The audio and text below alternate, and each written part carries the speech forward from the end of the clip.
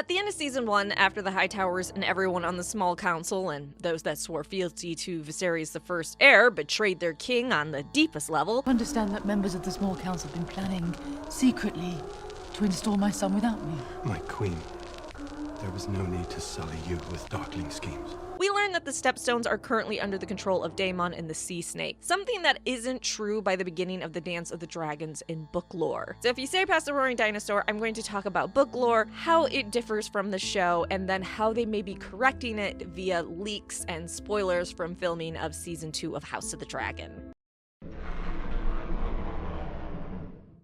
In book lore, Daemon is convinced by Corlys to start the War of the Stepstones against the Three Daughters in 106 AC. Daemon easily recruits enough men. Viserys is pouring gold into his cause to support him, and they're winning victory after victory. In 108 AC, Daemon kills Crabfeeder, and by 109 AC, Daemon controls 2 islands of the Stepstones and is declared the King of the Stepstones and Narrow Sea. But in 110 AC, the Triarchy got some revenge when they sent a new wave of men under the command of a Tyroshi captain, and Dorne joined in to beat down Daemon and Corlys because, remember, Dorne doesn't like the Targaryens and didn't like what they did. When they came to do the conquest, they just burned the shit out of Dorne and their cities over and over again. Daemon, of course, grows bored in 111 AC and decides to leave the Stepstones to go to King's Landing, where he temporarily makes up with his brother before messing around with his niece. While Daemon is away from the Stepstones, other kings of the Narrow Sea rise up and take control, and before the dance begins, Otto Hightower tries to give the Stepstones to the Triarchy. Which now brings us to the show, which you could probably tell by me sharing all this book lore. The show lore varies just a little bit. So in the show, we're led to believe that the Blacks, including Daemon and Corlys, still control the Stepstones by the beginning of the Dance of the Dragons, and that other people haven't risen up to become the new kings of the Narrow Sea. This makes sense as they didn't show the Stepstones falling to other people in the show, and that might be something weird to cut to. Hey, while Daemon's away, look at all this other stuff that's happening on the Stepstones. If Daemon's not on the Stepstones,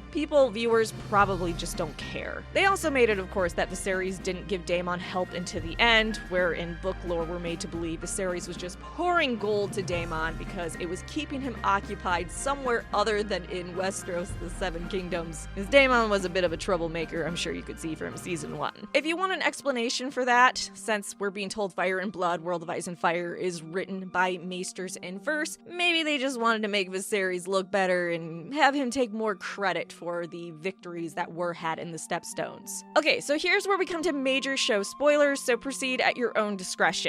Now, how they're getting around this tweaking the book lore just a little bit. Instead of Otto just going to the Stepstones to get them to fight against Daemon and Corlys, or the Blacks, in revenge, it seems Otto will sabotage Daemon and Corlys's hold on the Stepstones via a secret meeting. Leaks from filming show a desert location with buildings similar to the Stepstones or even Dorne. This could be a set for Otto to go and discuss the Stepstones and their fight against the Blacks in Season 2. This would correct the Stepstones issue we have in the show and make it align with what we know from book lore. I, for one, am looking forward to any return to Dorne. It's a shame what they did to its location and its characters in the main show, and any chance to show how amazing Dorne is, absolutely welcome. Now, if you're wondering why this is important, the Triarchy taking back control of the Stepstones will be seen in Season 2 and the importance of it with the Battle of the Gullet. The Battle of the Gullet occurs when Rhaenyra sends her 2 young sons, Aegon and Viserys, to stay in Essos until the war is over. They are loaded on a ship. Jace, their older brother, escorts them on his dragon with some of Corlys's warships. They're desperately trying to keep them safe in Essos. However, the Triarchy meets them after they agreed with Otto to break the Blacks' control of the Gullet. Fleet is met by Jace and Virmax, Ulf the White and Silverwing, Adam Velaryon and Seasmoke, Hugh the Hammer on Vermithor, and Nettles and Sheepstealer. For a while, the Blacks end up holding their own against the Greens, but eventually Jace and his dragon are horrifically killed because Jace makes a mistake. This is when the Triarchy fleets just wreck the Sea Snake's impressive fleet. They attack Driftmark, destroy Spicetown, and butcher all of the Sea Snake's people they can find. By the end of the Battle of the Gullet, a third of the Sea Snake's fleet is just destroyed. But there is a positive because the Blacks still control the seas east of Westeros, so all the coastline on the east, they still pretty much have a stranglehold on.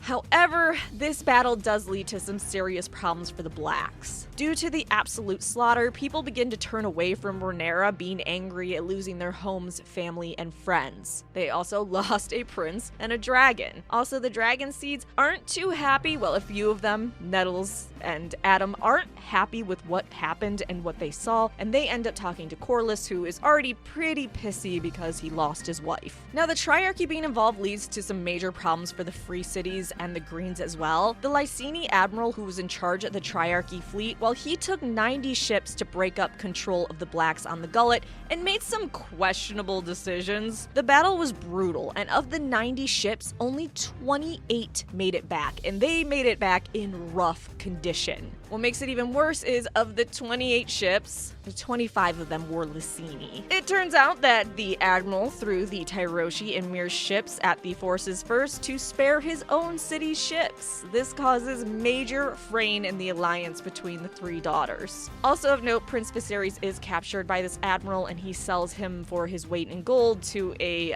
Lys Magister. However, Rhaenyra doesn't know this, and she just assumes that Viserys died. The distrust caused by the Battle of the Gullet and the series of murders that followed it caused the Triarchy to eventually dissolve and the Stepstones to be thrown in chaos again, and a terrible civil war in Essos that spills over to Westeros after the dance. I strongly believe they will end season 2 with the Battle of the Gullet. I think with Jace dead, Aegon captured, and Viserys presumed dead, it will be another haunting finale.